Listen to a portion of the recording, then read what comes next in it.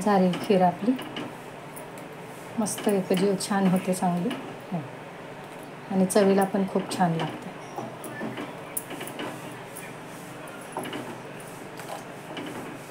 Hello friends, कसे आहात? स्वागत आहे तुमचं आपल्या मराठी यूट्यूब चॅनलमध्ये.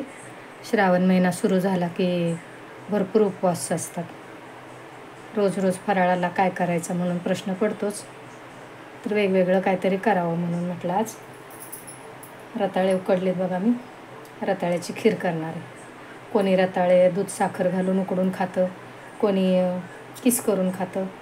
तर ते पण करून झालं. आता मी आज खीर करणार आहे रताळ्याची. चला तर दाखवते तुम्हाला. रताळे उकडून घेतलेत, पण मी ह्यातले अर्धेच रताळे घेणार, एवढे जास्त नाही घेणार, थोडीशीच करणार आहे. माझा एकटीचाच उपवास आहे. चला तर आपण करायला घेऊ. ह्या कढईमध्ये करणार आहे. थोडंसं पाणी घालून घेतले, मग दूध घालते. त्यात मी दूध घालते. मी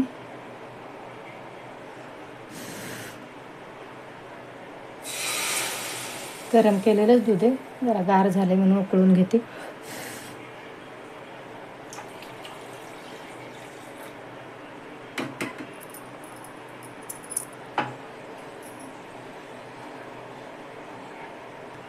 दूध उकळते तोपर्यंत यातले मी अर्धी रताळे घेतली.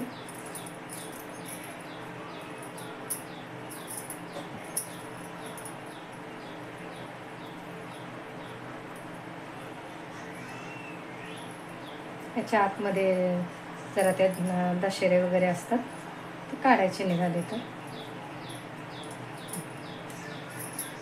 त्या स्मॅशरने मी जरा स्मॅश करते.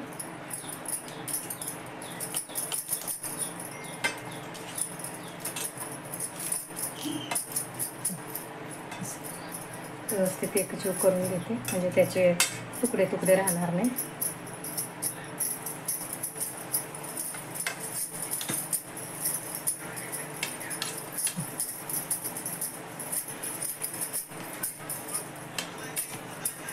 करून घेतलं चांगलं. इकडे दूध उकळते.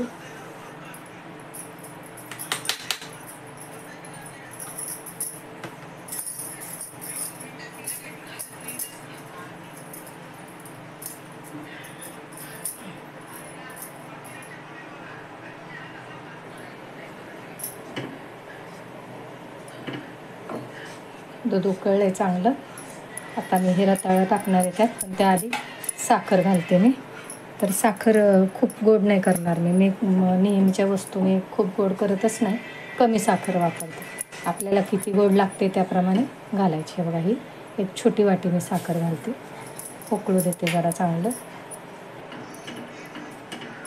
यात मी तूप घालते, एक चमचा. वेलची, जायफळची पुडे ती घालते. थोडंसं केशर घालते. वेलची, जायफळची पुडे.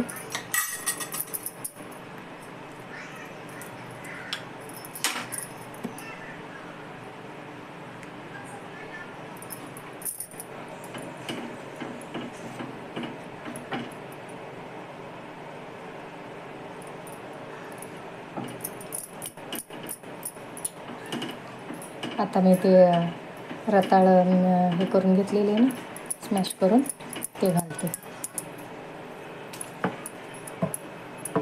त्यात तुम्ही थोडेसे भिजलेले साबुदाण्याचे दाणे घातले तरी चालतील, आवडत असेल तर. पण मी आज नुसती रताळ्याची करणार आहे खीर. तर काय आता सगळं एकजीव करून घेते चांगलं.